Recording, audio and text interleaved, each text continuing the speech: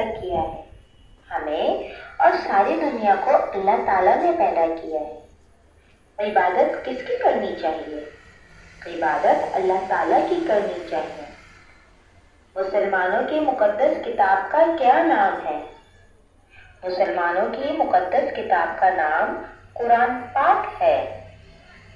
ہمارے آخری نبی کا کیا نام ہے؟ ہمارے آخری نبی کا نام حضرت محمد صلی اللہ علیہ وآلہ وسلم ہے۔ اسلام کا کلمہ کیا ہے؟